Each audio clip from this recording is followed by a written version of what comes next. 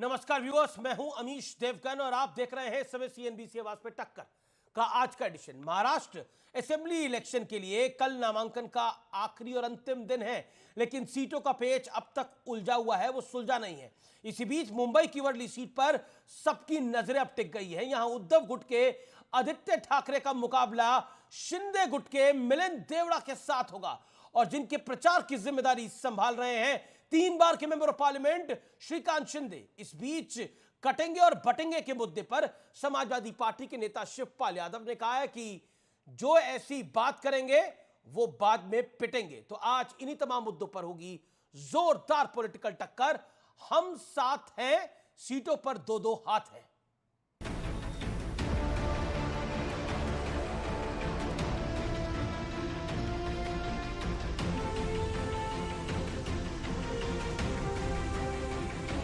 महाराष्ट्र की सियासत में आज हैवीवेट नेताओं के नामांकन का दिन था।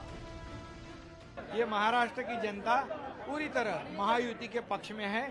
थंपिंग मेजोरिटी से महायुति जीतेगी। लेकिन मुंबई की वर्ली सीट पर सबसे तगड़ा मुकाबला होने जा रहा है, जहां उद्धव गुट से आदित्य ठाकरे, शिंदे गुट से मिलिंद देवड़ा और एमएनएस से संदीप देशपांडे मैदान में हैं। खास बात यह है कि एक विशेष रणनीति के तहत मुख्यमंत्री एकनाथ शिंदे के बेटे और कल्याण से तीसरी बार लोकसभा सांसद श्रीकांत शिंदे को वर्ली विधानसभा क्षेत्र में चुनाव प्रचार की कमान सौंपी गई है और जिम्मेदारी मिलते ही श्रीकांत शिंदे ताबड़तोड़ बैठकें करके आदित्य ठाकरे को मात देने का प्लान बनाने में जुट गए हैं। उधर महाराष्ट्र में दावा ठोक रही समाजवादी पार्टी ने अब महाविकास आघाड़ी गठबंधन की टेंशन बढ़ा दी है। लेकिन राजनीति में ये समझना चाहिए, त्याग की कोई जगह नहीं है। राजनीति में त्याग की कोई जगह नहीं है। इस बीच बटेंगे तो कटेंगे वाले मुद्दे पर आरएसएस भी अब खुलकर बीजेपी के समर्थन में आ गई है, लेकिन समाजवादी पार्टी के नेता इस नारे पर सवाल खड़े कर रहे हैं। दीजिए, न तो बचेगा न कटेगा और जो ऐसी बातें करेगा बाद में पिटेंगे। उधर झारखंड में अलग ही सियासी तनाव है। सोरेन सरकार में मंत्री और कांग्रेस के बड़े नेता इरफान अंसारी ने बीजेपी नेता और सीएम हेमंत सोरेन की भाभी सीता सोरेन पर बेहद विवादित बयान दे दिया। बीजेपी कभी भी जमीनी स्तर के नेताओं को नहीं आगे लाती है। इनको बोरो खिलाड़ी चाहिए। इनको जो रिजेक्टेड माल है, जो सातिर से जी जाता है, उसको हाईजैक कर लेती है। आज मेरे पति नहीं है तो क्या नहीं माफ करेंगे? हालांकि अब इरफान अंसारी माफी मांग रहे हैं, लेकिन मामला काफी आगे निकल गया है। इरफान अंसारी से अगर आपको एलर्जी है, अगर लगता है कि नहीं इरफान सही नहीं, ऐसे कहाँ होगा, तो भी मैं कहता हूँ भाभी जी हमको माफ कर दीजिए। आप चलिए खत्म कीजिए मुद्दा को। तो आज इन तमाम मुद्दों पर होगी देश की सबसे बड़ी बहस। झारखंड महाराष्ट्र में चुनाव, यूपी तक तनाव। और अब वक्त है सुप्रसिद्ध विश्लेषण का, ये गठबंधन के रियल टेस्ट का विश्लेषण। फैक्ट नंबर 1, लोकसभा के बाद पहली बार बीजेपी और कांग्रेस नहीं बल्कि एनडीए और इंडिया अलायंस यानी इंडिया ब्लॉक के बीच ये सीधी टक्कर होगी। फैक्ट नंबर 2 जो कि बहुत महत्वपूर्ण है वो ये है कि लोकसभा सीटों के लिहाज से यूपी के बाद सबसे बड़ा राज्य है महाराष्ट्र। महाराष्ट्र के जो नतीजे आएंगे उनका गठबंधन के साथ साथ नेशनल लेवल की पॉलिटिक्स पर भी एक बड़ा इंपैक्ट पड़ेगा। फैक्ट नंबर 3 जो कि है जीतने वाले गठबंधन को बिहार और दिल्ली के विधानसभा चुनाव से पहले एक तरह से मनोवैज्ञानिक बढ़त मिलेगी, जैसा भी हरियाणा चुनाव जीतने के बाद बीजेपी को मिल रही है। फैक्ट नंबर 4, लोकसभा में 240 सीटों पर सिमटने के बाद बीजेपी और मोदी मैजिक के खिलाफ विपक्ष का नैरेटिव जो बनाया था, हरियाणा के बाद अब क्योंकि हरियाणा के बाद महाराष्ट्र झारखंड में एनडीए जीती तो विपक्ष का नैरेटिव पूरी तरह से ध्वस्त हो जाएगा, यह बात है। अब फैक्ट नंबर 5 की तरफ मैं आता हूं। लोकसभा में झारखंड और महाराष्ट्र दोनों जगह विपक्षी गठबंधन का अच्छा प्रदर्शन रहा है। इसलिए विधानसभा चुनाव में अगर प्रदर्शन बिगड़ता है तो लोकसभा के नतीजों को तुक्का माना जाएगा। यानी माना जाएगा कि एक जो प्रोपेगेंडा चलाया गया, एक जो फर्जी खबर लगातार चलाई गई और यह चलाया गया कि आरक्षण समाप्त कर देगी भारतीय जनता पार्टी, उसका वो इंपैक्ट था। फैक्ट नंबर 6 जो कि महत्वपूर्ण है, महायुति में, जो कि ये मैं आपको बता दूं, महायुति जो है वो बीजेपी और शिवसेना और एनसीपी अजीत दादा पवार वाला गुट है। इसने 235 उम्मीदवारों का ऐलान किया है और ऐलान बाकी है 53 उम्मीदवारों का। और एमवीए में 262 उम्मीदवारों का ऐलान है और ऐलान बाकी है 26 का। और एमवीए के अंदर जिस तरह से सीट शेयरिंग हुई है उसको लेकर राहुल गांधी तक नाराज है। जो सोर्सेस कह रहे हैं, उनका कहना है कि कोई प्लानिंग के साथ काम नहीं हुआ है और टकराव ज्यादा दिखाई दे रहा है।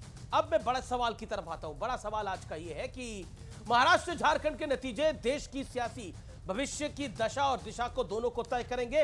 डॉक्टर सुधांशु त्रिवेदी मेरे साथ इस चर्चा में जुड़ रहे हैं।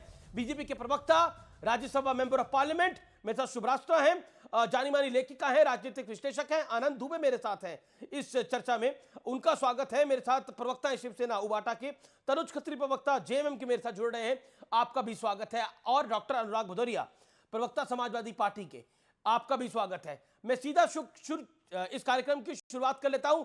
सुधांशु त्रिवेदी, महाराष्ट्र में पहले पोस्टर लगा बटेंगे तो कटेंगे और योगी आदित्यनाथ का बयान भी आया।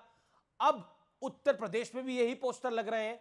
शिवपाल यादव यानी चाचा शिवपाल यादव कह रहे हैं कि ना तो कोई बटेगा ना तो कोई कटेगा और जो ऐसी बात करेगा वो पिटेगा। देखिए, जो वो कहने का प्रयास कर रहे हैं, वास्तविकता तो ये है कि जहां जहां पर बट गए वहां कट नहीं गए, वो हिस्से देश से कट गए। ये एक यथार्थ है, इसमें किसी प्रकार की कोई किंतु परंतु की गुंजाइश नहीं है। और महत्वपूर्ण बात, मैं सिर्फ एक फैक्ट ये पूछना चाहता हूं, हमारे जो प्रतिपक्षी बैठे हैं, ये इंडी गठबंधन बना क्यों था? कि विपक्ष के वोट को बटने नहीं देंगे, विपक्ष का वोट बटना नहीं चाहिए। तो मैं पूछना चाहता हूं शिवपाल जी से कि आपकी पार्टी जो समाजवादी पार्टी उत्तर प्रदेश की क्षेत्रीय पार्टी है, वो डीएमके के साथ गठबंधन में है तमिलनाडु में, ये क्या वोट कॉमन है जो डीएमके और सपा में कॉमन है कि वो बटना नहीं चाहिए था? या शरद पवार जी की पार्टी और ममता बनर्जी जी की पार्टी में क्या वोट कॉमन है जो बटना नहीं चाहिए था? या केरल की मुस्लिम लीग और बिहार की आरजेडी में कौन सा वोट कॉमन है जो बटना नहीं चाहिए था? मेरे ख्याल से देश के सारे दर्शक भली बात ही समझ रहे हैं, एक वोट बैंक ऐसा है जो बटना नहीं चाहिए और जिसके लिए याद करिए कि कमलनाथ जी का 2018 का और 23 में विधानसभा मध्य प्रदेश चुनाव का वीडियो अवेलेबल है कि 100 का 100% वोट चाहिए, 90% आएगा तो काम नहीं चलेगा, और दर्जनों इधर उधर के वीडियो अवेलेबल हैं। मगर अफसोस क्या है, उसी के लिए ये लोग तड़पे जा रहे हैं, तरसे जा रहे हैं और एक दूसरे को दांव और घात भी लगा रहे हैं, मगर दूसरे में कहेंगे कि बटना नहीं चाहिए। तो मैं पूछना चाहता हूं शिवपाल जी से, क्या आपने बांटा नहीं था? जब मुलायम सिंह जी नेता बने थे तो सबके नेता थे, बोल मजूरा हल्ला बोल, बोल किसानों हल्ला बोल। फिर आपने बांटा तो मायावती जी और काशीराम जी अलग हो गए, फिर अन्य जातियां अलग हो गई और आखिर में आप जाति की बात करके सिर्फ अपने परिवार के नेता रह गए। लालू प्रसाद यादव जब बने थे 90 में तो गरीब और गुरबा के नेता थे, पासवान जी अलग हुए, पहले दलित अलग हुए, फिर नीतीश कुमार जी अलग हुए, कुर्मी अलग हुए, फिर अन्यथा जाते जाते आप केवल परिवार के रह गए। तो वास्तविकता में आप बांटेंगे और जाति का चूरन देकर परिवार की सत्ता का मजा काटेंगे। जी, नोएडा के डीएनडी पे भी ये पोस्टर लगा है। अनुराग भदौरिया, राजनीति में त्याग नहीं होता, अखिलेश यादव के इस बयान के मायने क्या निकाले जाए? आपको त्याग करने के लिए कांग्रेस और शिवसेना ने वहां बोल दिया है क्या त्याग करिए? नहीं, मैं पहले सुधांशु जी का बोल दूं। सुधांशु जी, एक बात सुन लीजिए, ना हम बटेंगे ना हम कटेंगे। आने वाले चुनाव में भारतीय जनता पार्टी को सत्ता से हटाएंगे, राष्ट्र को बचाएंगे। और इंडिया गठबंधन राष्ट्र बचाने के लिए हुआ था। और हमारा जो वोट जिसकी बात करना चाहिए, तो मुझे हिंदुस्तानी वोट चाहिए। हम हिंदुस्तानी एक हैं। अब आप समझ लो कि आप किन किन की वोटों की बात कर रहे हैं। हिंदुस्तान में तो हिंदू, मुस्लिम, सिख, ईसाई, अगड़ा पिछड़ा सब है, तो हमें तो हिंदुस्तानी वोट चाहिए, क्योंकि हम हिंदुस्तान की राजनीति करते हैं, हिंदुस्तान की बात करते हैं। आप कहाँ की बात करते हो? अगर आपको वहां का वोट चाहिए तो भैया वो आप समझो, हमें नहीं चाहिए वहां का वोट। इसलिए हिंदुस्तान, आप जानते हो, ये गुलदस्ता है, अनेकता में एकता, इसीलिए तो बोला जाता है यहाँ हिंदू, मुस्लिम, सिख, ईसाई सब एक साथ मिल के रहते हैं, सब एक दूसरे के त्योहार को मनाते हैं, सब एक दूसरे के सुख दुख में शामिल होते हैं। लेकिन आपको ये अच्छा क्यों नहीं लगता? यही तो वसुधैव कुटुंबकम है, इसी की तो हम लोग सब बात करते हैं। आपकी हिम्मत नहीं होगी अमन गौतम के बारे में आवाज उठाने के लिए? पुलिस कस्टडी में उसकी डेथ हो गई थी, उठाई आपने आवाज एक बार भी? आपकी हिम्मत नहीं हुई मोहित पांडे जी की आवाज उठाने की, जो लखनऊ में चिनहट में थाने में जिसकी मौत हो गई, वो पानी मांगता रहा कि मुझे पानी मिल जाए, थाने में पानी तक नहीं मिला और उसकी मौत हो गई। हिम्मत है आपकी उठाने की? कौन था मोहित पांडे, कौन था अमन गौतम? 16 दिन के अंदर 2-2 लोगों की मौत, लेकिन आपके मुंह पे सन्नाटा है, आपके चेहरे पे सन्नाटा है, मुंह आपका सिला हुआ है। दुखद है और इसके ऊपर मुझे लगता है कि शासन प्रशासन को कार्रवाई करनी चाहिए। लेकिन अनुराग भदौरिया, मेरा प्रश्न आपसे ये था कि ये राजनीति में त्याग की बात क्यों कर रहे थे अखिलेश यादव जी? ऐसा क्या त्याग मांग लिया कांग्रेस ने और शिवसेना ने? किस वोट का त्याग मांगा है या फिर किस सीट का त्याग मांगा है? बताइए ना। राजनीति में त्याग नहीं होना चाहिए। देखिए किस चीज का त्याग की बात? अरे तो राष्ट्र में त्याग मतलब, त्याग का मतलब क्या होता है? क्या त्याग नहीं होना चाहिए? वो तो कह ही रहे हैं साफ साफ कि राष्ट्रीय राजनीति में त्याग का कोई मतलब नहीं होता है। कई बार ऐसा देखा जाता है, कई बार ऐसा सुना जाता है, कई बार लोग किसी चीज के लिए बहुत त्याग देते हैं, बस उसका रिजल्ट नहीं मिलता। आप मुझे बताइए अखिलेश, आप कोई किसी की मैं बात नहीं कर रहा, मैं किसी विषय की बात नहीं कर रहा, मैं आपके सर्वोच्च नेता अखिलेश यादव की बात कर रहा हूँ। वो आपके सबसे बड़े नेता है ना आज की तारीख में, कि नहीं है? आप किसी की बात कर रहे हैं? मैं आपके नेता की बात कर रहा हूँ। मैं पूछ रहा हूँ अखिलेश जी ने ये त्याग वाला बयान क्यों दिया, किस लिए दिया और किस परिप्रेक्ष्य में दिया? स्पष्ट सवाल है, स्पष्ट जवाब दीजिए। और नहीं है तो बोलिए कि मुझे नहीं पता भैया। देखिए उन्होंने साफ साफ, नहीं मुझे साफ साफ मैं आपको बता दूं, उन्होंने साफ बोला राजनीति में त्याग का कोई मतलब नहीं होता।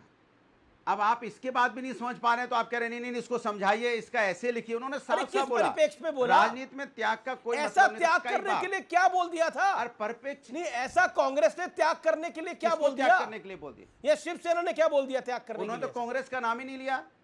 उन्होंने ना कांग्रेस का नाम लिया, ना कांग्रेस का नाम लिया, ना किसी दल का नाम लिया। अब मैं बताता हूं परिप्रेक्ष्य। अब मैं क्योंकि व्यूअर्स, मैंने 3 मौके दिए अनुराग भदौरिया को, 3 मौके दिए बताने के। अबू आजमी का मैं बयान कोट करता हूं, मैं कुछ नहीं बोला, तब सपा के नेता बोल रहे हैं।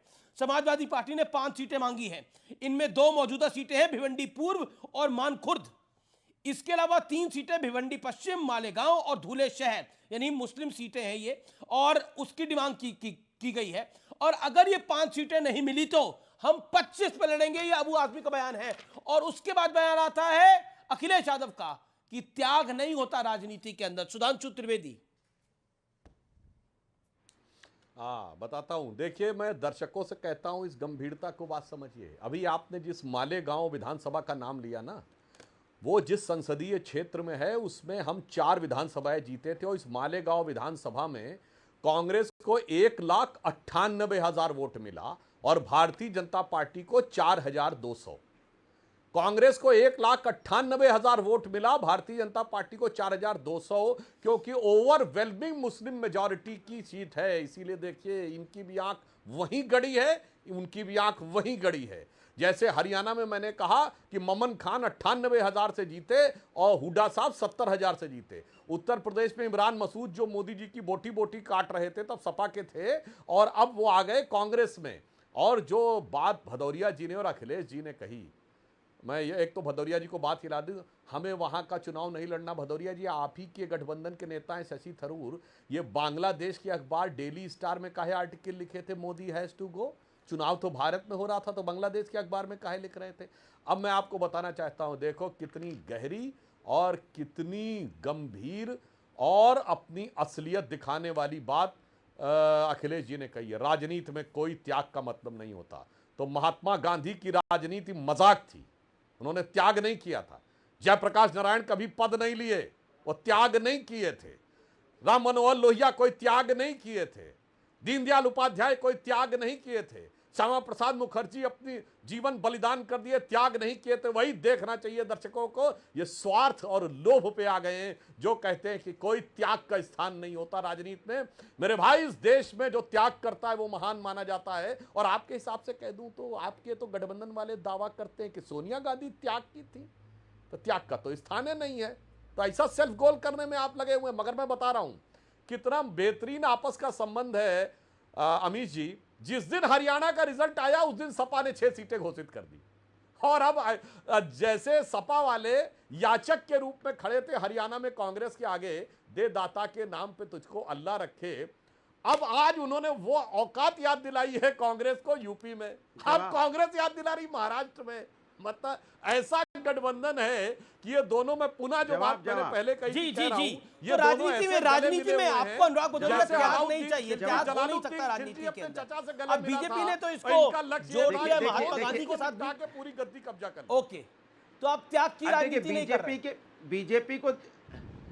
बीजेपी को जनता से कोई लेना देना नहीं ना। वो तो यहाँ जो मैं पूछ रहा हूँ, निषाद पार्टी आपसे सीट मांग रही थी ना, आज भी उनके देखा इंटरव्यू, उनके अंदर कितना दर्द है। अपना दर्द को छुपा रहे हैं सत्ता की गोली खा के। इतना दर्द है कि हमें सीट नहीं मिली है, बार बार आपको चिता रहे हैं। अगर हमारी सीट आपने नहीं दी है, उनका निषाद का सम्मान नहीं किया है, बार बार आपको चिता रहे हैं कि नहीं चिता रहे हैं, लेकिन उसके बारे में तो आप बोलेंगे नहीं। राजभर जी को आपने सीट दी क्या? नहीं दी ना, अपना दल को भी नहीं दी।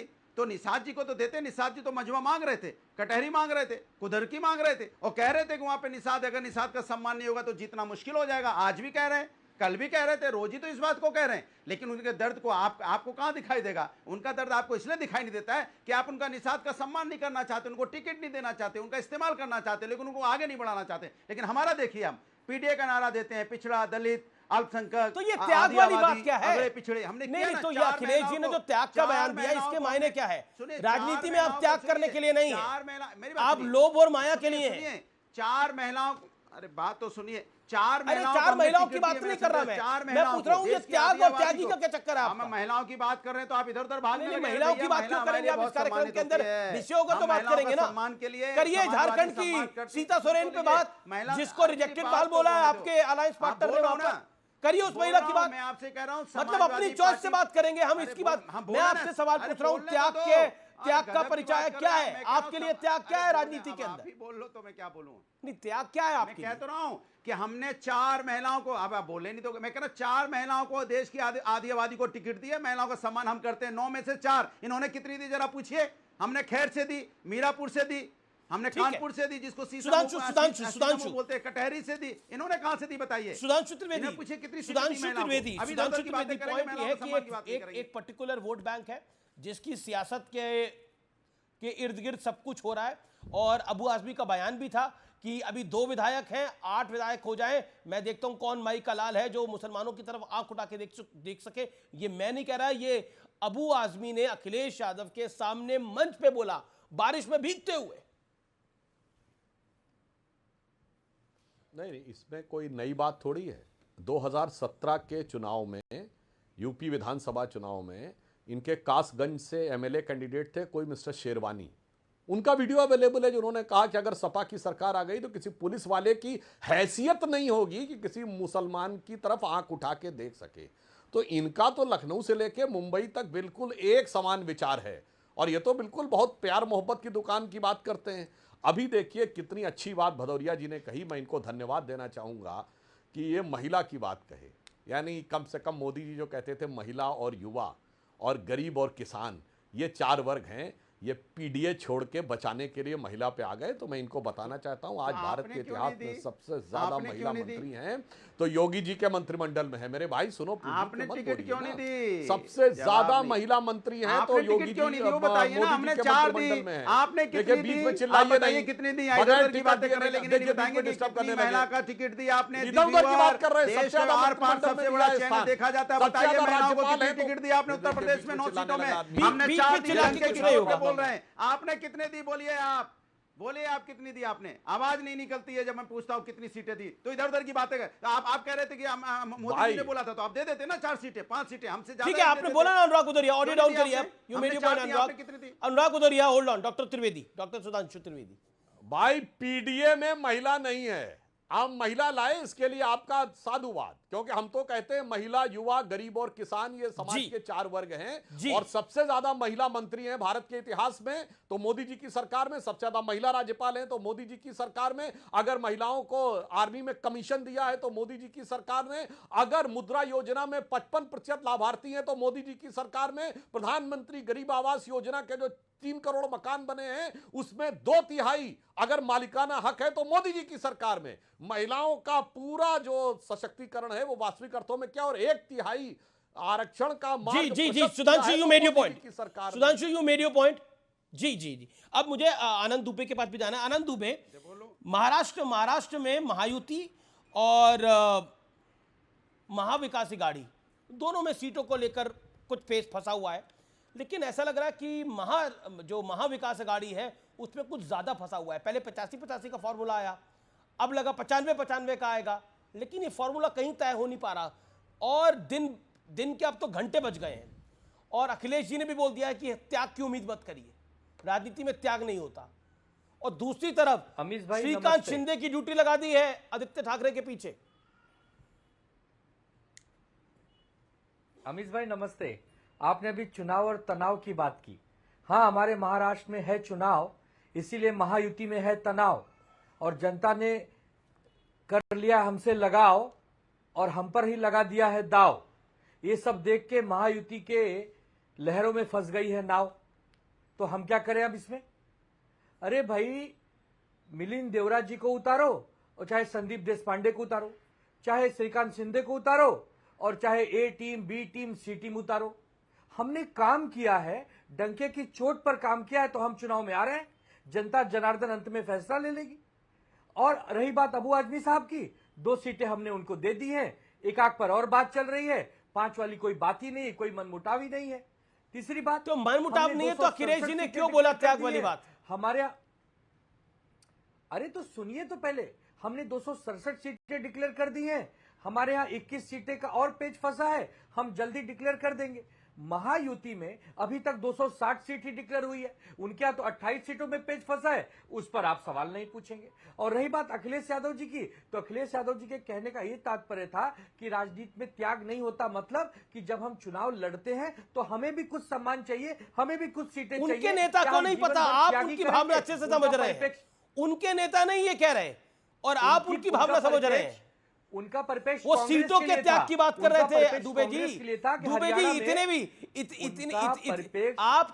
इतने भी मासूम मत बनिए, वो सीटों की बात कर रहे थे, सीटों के त्याग की बात कर रहे थे। उनका परिपेक्ष था हरियाणा में जब आम चुनाव हुए तो समाजवादी को कोई सीटें वहां नहीं मिली, तो उन्होंने कहा कि भाई हमेशा हम ही त्याग करेंगे। तो उन्होंने 5 मांगे, हमने 2 दे दिया, मामला जम गया। उनके दोनों विधायक हमारे संपर्क में हैं, एकाक और कोई दे देंगे, तो न तो कोई लफड़ा है न तो कोई झगड़ा है। लेकिन महायुति में तनाव है, महायुति में बेचैनी है। आदित्य ठाकरे जी के सामने चुनाव लड़ने वाला कोई धुरंधर मिला ही नहीं, इसीलिए पीछे के दरवाजे से गए हुए मिलिंद देवरा को ले आए। ठीक है, कोई बात नहीं, स्वागत है। राजनीति में तो युद्ध में हम आ ही गए हैं, रण में आ गए, समर में आए, हम देख लेंगे। लेकिन क्या भारतीय जनता पार्टी क्या ये बड़ी प्लानिंग है एनडीए की? चुनाव लड़ रहे हैं डॉक्टर सुधांशु त्रिवेदी, ये बड़ी प्लानिंग है कि श्रीकांत शिंदे जो 3 टाइम के मेंबर ऑफ पार्लियामेंट है वो प्लानिंग और एग्जीक्यूशन करेंगे वर्ली सीट के ऊपर, और मिलिंद देवरा जैसा कैंडिडेट को उतारा गया है। कारण क्या है इसके पीछे? महायुति कह रही है, शिवसेना उबाटा कह रही है कि घबराई हुई है भारतीय जनता पार्टी आदित्य ठाकरे से। आनंद भैया जी ने कितने तरीके से जोर का झटका धीरे से दिया। अनुराग भदौरिया जी लगता पता नहीं का मोबाइल देखते रहे, उनके सुनाइए नहीं पड़ा। आनंद जी ने क्या बढ़िया बात बोली कि 2 सीटें दे दिए और दोनों विधायक हमारे संपर्क में हैं। मतलब मजेदार बात सुनिए, महाविकास अघाड़ी में सपा के दोनों विधायक शिवसेना के संपर्क में हैं और फिर कैसे एक आध और दे देंगे। मतलब हैसियत भी बता दी, जैसे कोई खैरात देनी, चल भैया 2 मांग रहे थे, एक आध और दे देंगे। तो इससे साफ समझ में आता है त्याग कोई नहीं कर रहा है, सब लोभ में है, लोभ और मोह में है। और मैं ये बस 2 प्रश्न पूछना चाहूंगा, ये बता दीजिए आनंद भैया, ये मालेगांव सीट के लिए काहे दोनों लड़ना चाहते हैं, ये बता दीजिए। दूसरी बात, अरे ये शरद पवार साहब ने कहा जिसकी ज्यादा संख्या होगी उसी का सीएम बनेगा, तो इस फार्मूले से आप सहमत हैं कि नहीं? बस ये दो बातें बता दीजिए तो बिल्कुल साफ समझ में आ जाएगा किसकी नाव मझधार में फंसी हुई है और किसकी हिचकोले खा रही है भंवर में। दुबे जी, देखिए मालेगांव में कांग्रेस पार्टी लड़ते आई है, समाजवादी पार्टी लड़ते आई है। दोनों चाहेंगे कि हम ज्यादा से ज्यादा संख्या में वहां चुनाव लड़े और चुनाव जीते। तो इसमें भारतीय जनता पार्टी के खेमे को बेचैनी का क्या कारण है? आपका तो वहां से सुपड़ा साफ हो गया है। आप तो मूक दर्शक है ना, तो दर्शक जो होते हैं केवल खेल को देख सकते हैं, वो खेल में उतर के खेल तो खेल नहीं सकते। और रही बात मुख्यमंत्री बनने वाली, तो जिसकी संख्या ज्यादा होगी ये तो इतिहास रहा है, लेकिन हमने बार बार कहा कि संख्या की बात बाद में तय करेंगे। अगर पहले चेहरा देंगे तो उसका लाभ होगा, क्योंकि चेहरे से फायदा होता है। 2014 तो अब आपको लग रहा है हानि होगी, चेहरा नहीं होगा, अब चेहरा नहीं होगा तो आपको लगता है आनंद दुबे अब हानि होगी? चेहरा हम बाद में देंगे। नहीं, एक सेकंड, क्योंकि आपने बोला चेहरा देंगे तो लाभ होगा।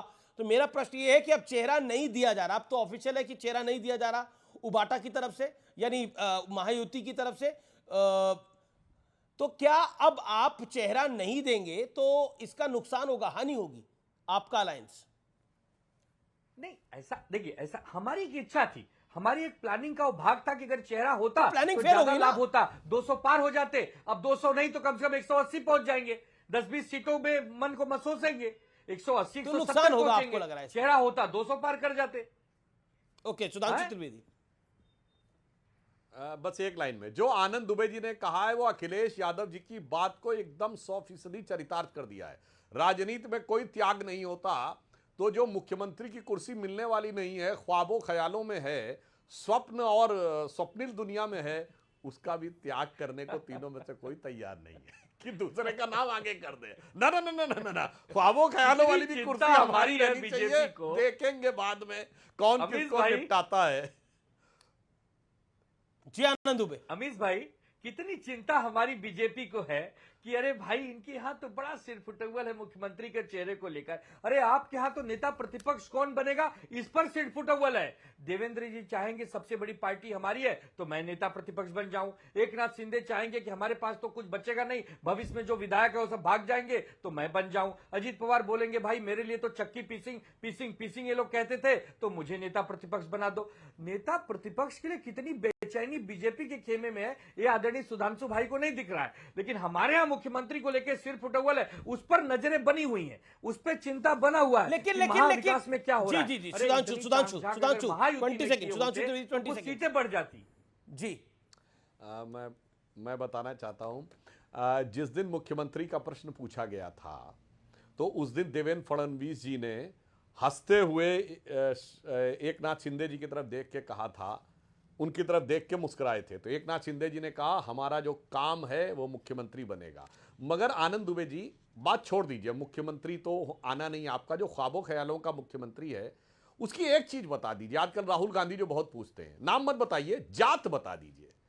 राहुल गांधी हर चीज में जात पूछते हैं ना, इसकी जात देखो, उसकी जात देखो, मिस इंडिया से लेके और पत्रकारों तक सबकी जात पूछने लगते हैं। तो कृपया यह बता दे, परम आदरणीय सम्माननीय आत्मज्ञान से अभिभूत भारत की राजनीति के चिर युवा राहुल गांधी जी, कि आपके इस महाविकास अघाड़ी के ख्वाबों ख्यालों वाली सरकार का मुख्यमंत्री की जात क्या होगी?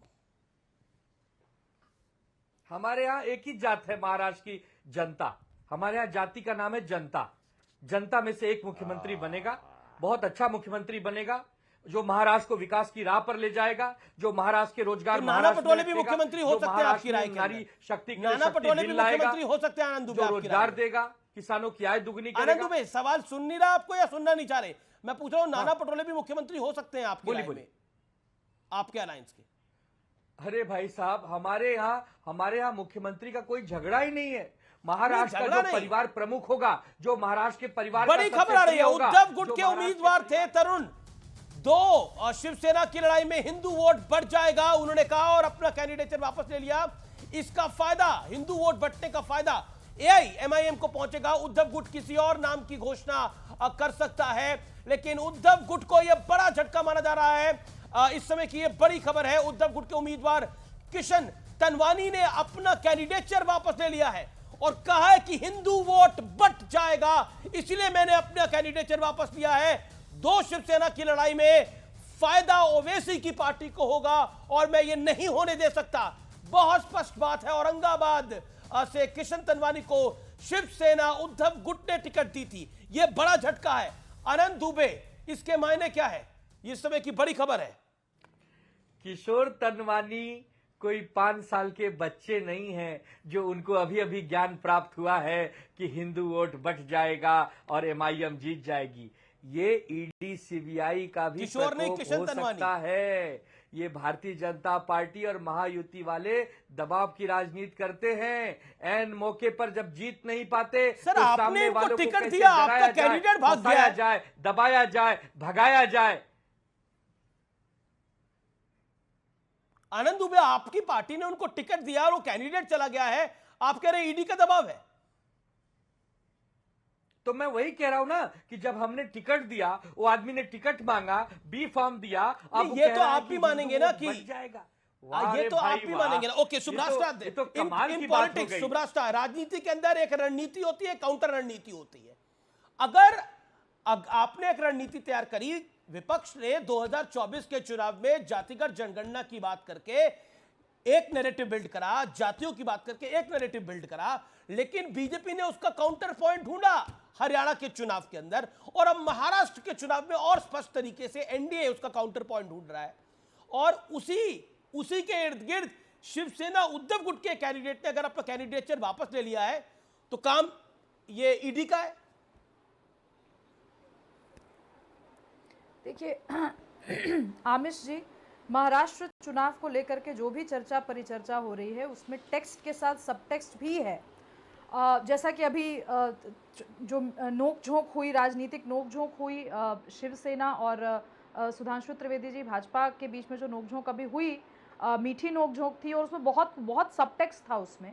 उस बात को मैं उठाते हुए एक चीज़ कहना चाहती हूँ कि इस पूरे जो अलायंस की जो राजनीति हो रही है अभी महाराष्ट्र की, उसमें मुझे लगता है कि एक जो बहुत बड़ा फैक्टर उभर करके सामने आ रहा है वो है कांग्रेस का धीरे धीरे नेपथ्य में जाना।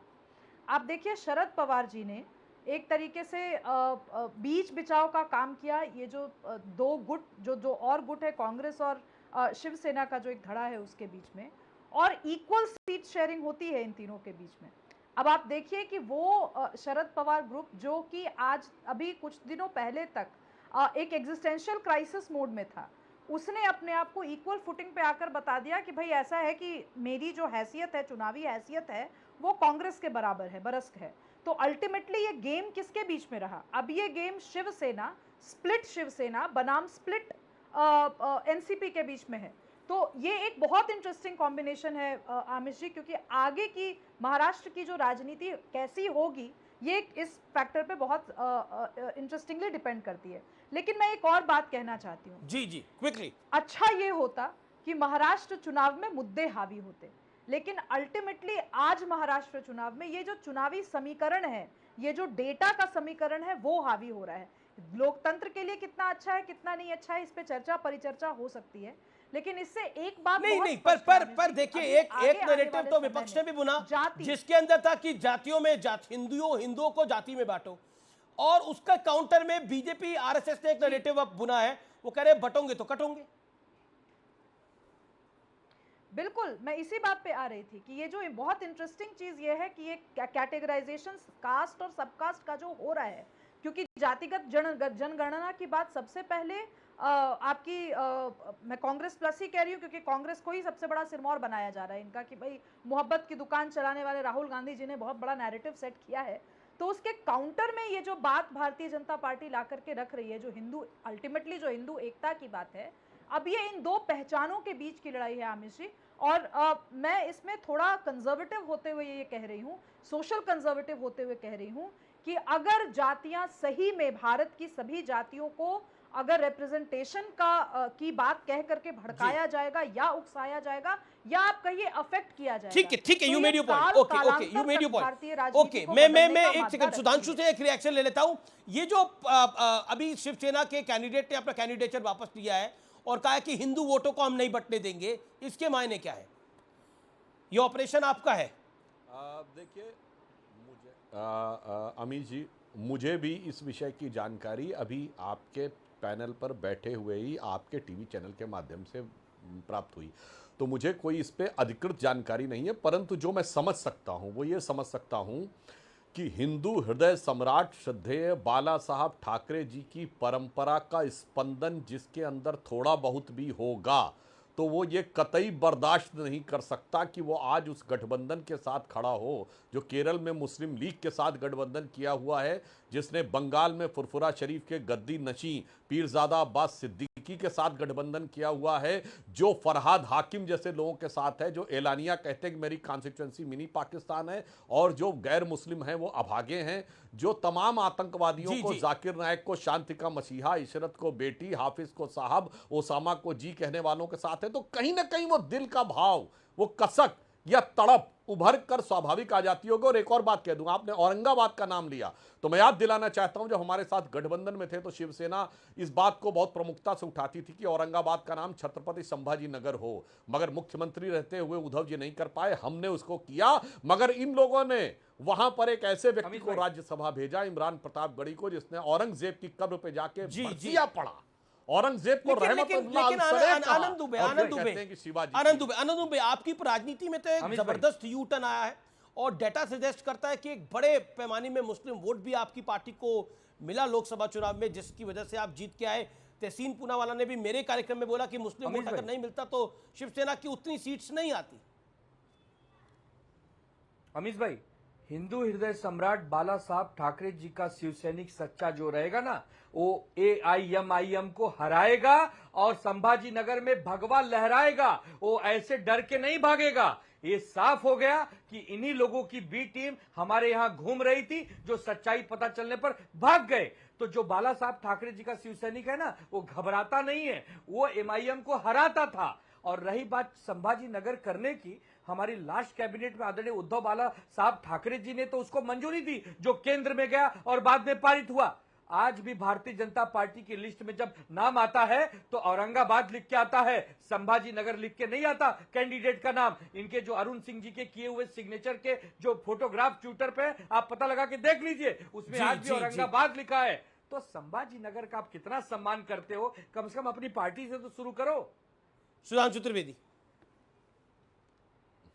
देखिए क्या बढ़िया बात कही है आनंद दुबे जी। बीजेपी ने जो लिस्ट डिक्लेयर करी उसमें औरंगाबाद के नाम से आया, जबकि संभाजी नगर के नहीं आया। अरुण सिंह के साइन थे उसके ऊपर, जो जनरल सेक्रेटरी इंचार्ज है ऑफिस। कांग्रेस ने जो मीडिया एक्चुअली ये फैक्ट है सुधांशु। कभी कभी क्या होता है, चुनाव आयोग की अधिसूचना में यदि नाम के परिवर्तन में देर होता, जैसे आज भी जहां से अवधेश पासी जीते हैं उस कॉन्स्टिट्यूएंसी का नाम आज भी अयोध्या नहीं है, फैजाबाद है, क्योंकि वो पुराने नाम का संशोधन जो है वो सरकार ने कर दिया है। पर अभी जो कॉन्स्टिट्यूशनल गजट में जो इलेक्शन वाले गजट में नहीं हुआ इसलिए। मगर इस टेक्निकल बात में कितनी मजेदार बात कही आनंद जी ने कि भगवा लहराएगा, उन लोगों के हाथ से लहराएगा जो भगवा आतंकवाद बोलते थे, जिन्होंने सैफरन टेरर वर्ड को यूज किया है, उनके हाथ से जाके लहराएगा महोदय। इसीलिए आपसे कहना चाहता हूं कि महाराष्ट्र सुशील कुमार सिंधे जी ने कहा कि भगवा आतंकवाद कहना हमारी गलती थी, क्षमा मांगा उन्होंने। नहीं, उनका सम्मान करना चाहिए आपको। सुशील कुमार सिंधे जी का बात कर रहे हैं? नहीं, उन्होंने अपनी पुस्तक में दुबे जी आपको याद की भी तारीफ की है। बहुत अच्छी बात। तो ये राहुल गांधी माफी मांगेंगे कि जब उन्होंने कहा था मैं राहुल गांधी हूं, राहुल सावरकर नहीं हूं? बोलिए, मंगवाइए माफी उनसे, और उस मणिशंकर अय्यर से माफी मंगवाइए। आनंद दुबे, अब आपने अपनी खुद की दुखी छेड़ दी है। बहुत बड़े नेता सावरकर के ऊपर राहुल गांधी क्या कुछ बोले हैं? दिखाई नहीं देता, लेकिन आप उनको भारत रत्न कब देंगे? जब हम ये सवाल पूछते हैं तो आप पीछे से खिसक लेते हैं। इसीलिए तो जनता कहती है, वही मैं कह रहा हूं, फिर एक शिवसैनिक के दिल की पीड़ा, इतना अंतर क्यों है? देखिए आनंद भाई, देखिए मैं भी कह रहा हूं, चूंकि आपके दिल में एक शिवसैनिक था, तो कहते कहते जो दिल का भाव था, दिल की आरज़ू लबों पे आ गई और आपके मुंह से सावरकर जी का विषय आ गया। इसीलिए मैं कह रहा हूं जो शिव सैनिक दिल से होगा तो सावरकर जी का हमारी- अपमान करने हमारे वाले के साथ सावरकर कभी नहीं जी खड़ा हमारे रहेगा। देवता जो समान जगह है। जगह सावरकर जी का सावरकर जी हमारे अपमान प्राणों करते से प्रिय है। हैं, जिन्होंने हमेशा सावरकर जी के नाम की पट्टिका उखाड़ी, उनके साथ नहीं खड़ा हो सकता। और बताएं क्या हो रहा है आज शिवसेना के साथ समस्या क्या? आप उनको भारत रत्न कब देंगे? इन्होंने नाव की बात आपको कही देना थी। चाहिए था। आज 11 साल से आपकी अरे पूर्ण सुनिए बहुमत की आनंद जी, सरकार आनंद जी, है, अपने अपने क्या टर्न ऐसी आपके अपने मन में अपने उनके टर्न पे मेरे प्रति भाई, भावना है कि अपने आप अपने देना नहीं टर्न पे। चाहते? हम हजार दर्शकों के साथ अन्याय हो जाता जब आप देते नहीं। बीच में बोलना शुरू करते हैं। मैं बताता हूं अमीश जी, नहीं, लेकिन आज आप शिवसेना के साथ अधूरी बात समस्या क्यों क्या हो करते गई है? हैं? आप दो ये नावों कहिए की ना, सवारी क्या कर रहे हैं। कारण है कि आप भारत रत्न नहीं दे रहे हैं वीर सावरकर जी को? भैया मेरी आज बात बताना होगा आपको एक टेलीविजन सेकंड पर। एक सेकंड क्या अरे कारण भाई, है? सावरकर मैं विषय पर आता हूं। एक सेकंड एक सेकंड मैं सुधांशु वापस आता हूं आपके। सुब्रास्टा, अखिलेश यादव जी ने एक बात बोली और बोला कि राजनीति में त्याग नहीं होता। चाहता हूं अमीश जी एक लाइन, बिल्कुल बिल्कुल सुधांशु, आप एक लाइन बोल दीजिए एक सुधांशु जी एक लाइन, बस एक लाइन। देखिए इनकी चुनावी नाव यह है कि दो नावों पे एक साथ चल रहे हैं। तो शिवसेना की स्थिति पर मैं कबीर का दोहा बोल देना चाहता हूं कि चलती चक्की देख के दिया कबीरा रोए और दो पाटन के बीच में साबुत बचा न कोई। शिवसेना की वही स्थिति होगी। जी ओके सुब्रास्टा, राजनीति में त्याग नहीं होना चाहिए। चक्की पीसिंग वाले अजीत दादा पवार पूरा आटा ठीक है खा गए। अजीत दादा पवार अब चुनाव लड़ रहे हैं, चुनावी बेला में उनको हरा के दिखाइए। महत्वपूर्ण ये है सुब्रास्टा, राजनीति में त्याग नहीं होता जी जी तो बिल्कुल जयप्रकाश सही बात नारायण है। का इस त्याग बात से कहां मैं गया? अखिलेश यादव जी से बिल्कुल महात्मा गांधी का त्याग कहां गया? जी लोहिया का त्याग बात कहां सही गया? है आपकी आमिर जी। आप बहुत आदर्श परिस्थिति की बात कर रहे हैं। महात्मा गांधी चुनावी राजनीति में कभी नहीं थे। अखिलेश यादव जी ने जो कहा है, पहली बार समाजवादी पार्टी ने खुल करके कहा तो कि हाँ हम राजनीति इस लेवल पर भी कर रहे हैं जहां पर कोई कॉम्प्रोमाइज नहीं करना चाहते। अभी तक ये आरोप सिर्फ भारतीय जनता पार्टी पर लगता था। अच्छी बात है, मैं तो कह रही हूँ इतना ही खुल करके अपने मन की बात जनता के सामने रखनी चाहिए ताकि फिर जनता भी खुले मन से निर्णय ले सके। बात इसमें इसकी नहीं है कि आप कॉम्प्रोमाइज कर रहे हैं या नहीं, बात इसमें यह है कि आप किन मुद्दों पर कॉम्प्रोमाइज कर रहे हैं और किन मुद्दों पर आप जनता के लिए अडिग होकर लड़ना चाहते हैं। हाल तो यह है कि इस उन्हीं देश के मुद्दों पे अंदर मैं एक कांग्रेस का नेता है, मंत्री है सोरेन सरकार में, वो कहता है सीता सोरेन को, जो कि एक आदिवासी महिला है, कि ये रिजेक्टेड माल है क्योंकि उनके हस्बैंड नहीं है। मतलब वो रो पड़ी, वो जर्जर रो पड़ी है प्रेस कॉन्फ्रेंस के अंदर। सुब्रास्टा जी और आमिर जी, हम लेकिन अचंभित क्यों होते हैं ऐसे बयानों पर?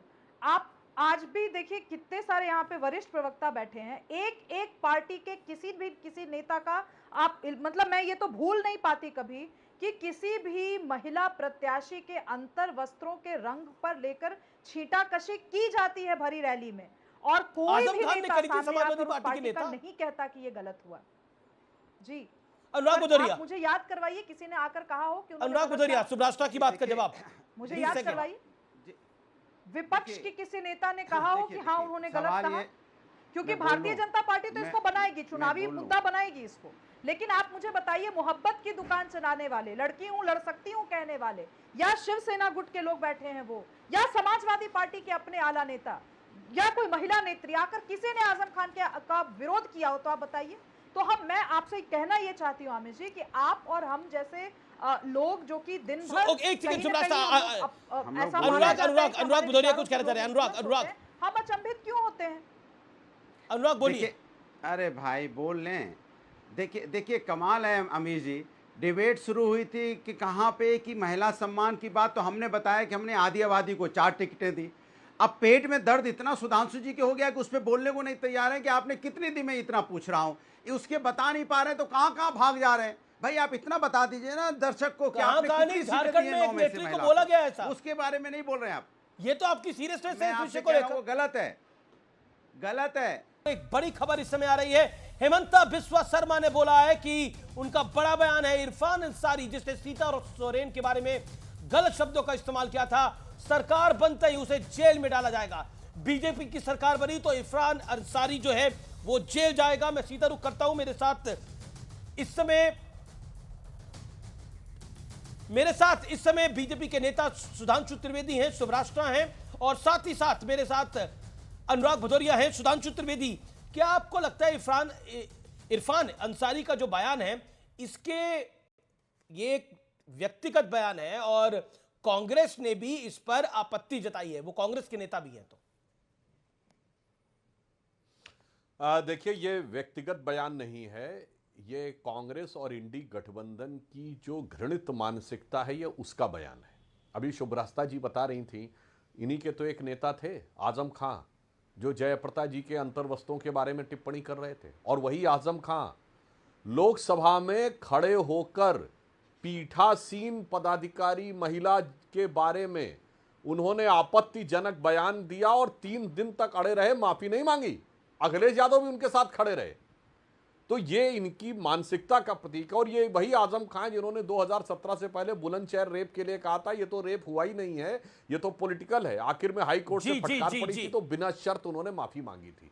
तो ये एक मानसिकता का प्रतीक है। रिजेक्टेड माल जैसे शब्द और कहना नहीं चाहिए। मैं याद दिलाना चाहता हूं, इसी कांग्रेस के एक नेता टंच माल शब्द भी प्रयोग कर चुके थे। तो ऐसे घोर आपत्तिजनक योग्य शब्दों की इनकी एक पूरी कड़ी है। ये अकेला बयान नहीं। एक मिनट सुनिए, भारतीय जनता पार्टी जब महिला सम्मान की बात करती है तो पूरा हिंदुस्तान सुन रहा है। उन्हें महिला पहलवान भी याद आते हैं, बीएचयू की घटना भी याद आती है, हाथरस भी याद आता है, और उनके जो एक विधायक जो जेल में अभी बंद हैं वो भी याद आते हैं, और आपको उन्नाव की घटना भी याद आती है। तो इसलिए मत बोलिए आप।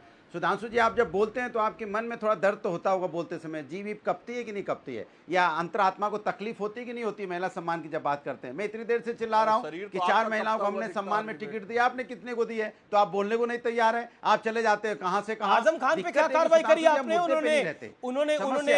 उन्होंने इनर वियर ऑफ एक महिला नेता के बारे में बोला था, क्या कार्रवाई करी थी आजम खान पे आपने? बताएंगे जरा। वही तो मैं आपसे, भारतीय जनता पार्टी को दिक्कत है, मैं वही आपसे बोल रहा हूँ ना। मैं आपसे कह रहा हूँ ना, 4 सीटों की बात कर रहा हूँ, महिलाओं को 4 सीटें दी। आप 4 सीटें दे दी, उसका बहुत बहुत धन्यवाद जी। बोलिए, समाजवादी लेकिन उसके एवज में ये बोल सकते हैं सुब्रास्ता 30 सेकंड। सुब्रास्ता 30 सेकंड। देखिए आमिश जी, मैं स्ट्रेटेजिकली इनके जो 4 महिलाओं की बात ये कर रहे हैं कि सीट दी, उसकी मैं बखिया उधेड़ सकती हूँ कि वो सीट विनेबिलिटी फैक्टर कितना है, किन महिलाओं को दिया, मैं इसमें नहीं जाना चाहती। मैं सिंपल सी एक बात कहना चाहती हूँ। मैं झारखंड में मेरा जन्म हुआ है, मेरा ननिहाल झारखंड का है, मैं यूपी में हूँ, और मेरा ददिहाल बिहार का है। इसलिए इन तीनों जगहों पर महिलाओं की स्थिति के बारे में मैं सुन तो लीजिए अनुराग जी, महिलाओं की स्थिति को लेकर के मैं कुछ प्रामाणिकता से कुछ समाजवादी पार्टी का कि उन्होंने 4 महिलाओं को आधी आबादी को टिकट दी है। टक्कर में रुकेंगे एक अंतराल के लिए, लेकिन अंतराल के उस पार एक बड़ी ब्रेकिंग स्टोरी सीएनबीसी आवाज के टक्कर के मंडे एडिशन में। वेलकम बैक व्यूअर्स, आप देख रहे हैं सीएनबीसी आवाज पे टक्कर का सोमवार का एडिशन। ज्यादा दिन नहीं बीते हैं जब लोकसभा चुनाव के दौरान बीजेपी के एक एड कैंपेन का विपक्ष ने खूब मजाक उड़ाया था। यह विज्ञापन रूस और यूक्रेन युद्ध के बीच से भारतीय छात्रों को रेस्क्यू करने वाला पर था। इस विज्ञापन में दावा किया गया था कि प्रधानमंत्री मोदी की कोशिशों के चलते रूस और यूक्रेन ने युद्ध के बीच भारतीय नागरिकों के लिए एक सेफ पैसेज मुहैया कराया। विपक्ष इस विज्ञापन को झूठा और बीजेपी का प्रोपेगेंडा बता रहा था। आपको याद होगा, अब यूक्रेन के राष्ट्रपति जेलेंस्की ने एक भारतीय अखबार को एक इंटरव्यू दिया है, और इस इंटरव्यू में जेलेंस्की ने जो कुछ कहा है वो आपको ध्यान से सुनना चाहिए। जेलेंस्की ने कहा है कि प्रधानमंत्री मोदी रूस यूक्रेन जंग खत्म कराने में एक बड़ी भूमिका अदा कर सकते हैं। उन्होंने यह भी कहा है कि सेकेंड यूक्रेन पीस समिट नई दिल्ली में ही होना चाहिए, और ऐसा सिर्फ मोदी ही संभव करा सकते हैं। महात्मा गांधी कहा करते थे, आपके विरोधी पहले आपकी उपेक्षा करेंगे, फिर आप पर हंसेंगे, फिर वे आपसे लड़ेंगे, और फिर आप जीत जाएंगे। भारत की ताकत का मजाक उड़ाने वाले क्या अब जेलेंस्की को भी मोदी का भक्त, बीजेपी का कार्यकर्ता, आरएसएस का स्वयं सेवक कह के बुलाएंगे? क्या जेलेंस्की पर भी आरोप लगेगा कि बीजेपी को महाराष्ट्र और झारखंड के चुनाव में फायदा पहुंचाने के लिए वो ऐसा बयान दे रहे हैं, या फिर ईडी के दबाव में ये बयान दे रहे हैं? विपक्ष को मोदी का विरोध करना है तो मोदी की कमियों पर फोकस करे, और उनका कर्तव्य करे। अगर उन्हें बीजेपी को घेरना है तो बीजेपी के खिलाफ मुद्दों को तलाशे, और मुद्दों की कमी नहीं है। लेकिन मोदी विरोध के चक्कर में कब तक देश का विरोध और देश का मजाक बनाया जाएगा, चाहे मेक इन इंडिया हो चाहे ये हो। हैरानी उन नेताओं की पॉलिटिकल समझ पर होती है जो 10 साल बाद भी नरेंद्र मोदी को नहीं समझ पा रहे हैं। ये नेता देश का अपमान करते रहे, और देश की जनता लगातार तीसरी बार नरेंद्र मोदी को उसने प्रधानमंत्री बना दिया। जेलेंस्की ने अपने इंटरव्यू में एक और बड़ी बात कही है। मोदी आबादी और इकोनॉमी के हिसाब से एक बहुत बड़े देश के प्रधानमंत्री हैं, इसलिए किसी भी संघर्ष को रोकने में भारत का और मोदी का एक बड़ा असर हो सकता है। यहां जेलेंस्की भारत की बात कर रहे हैं और भारत की 140 करोड़ कोटि जनता की बात कर रहे हैं। जेलेंस्की नरेंद्र मोदी को 140 करोड़ लोगों का प्रधानमंत्री बता रहे हैं। वो भारतीय जनता पार्टी के नेता नरेंद्र मोदी की बात नहीं कर रहे हैं। ये बात स्पष्ट होनी चाहिए। ये देश बहुत बड़ा है, देश से बड़ा कुछ नहीं है। तो फिलहाल टक्कर के आज के एडिशन में इतना ही। आप देखते रहिए CNBC आवाज। नमस्कार, गुड नाइट।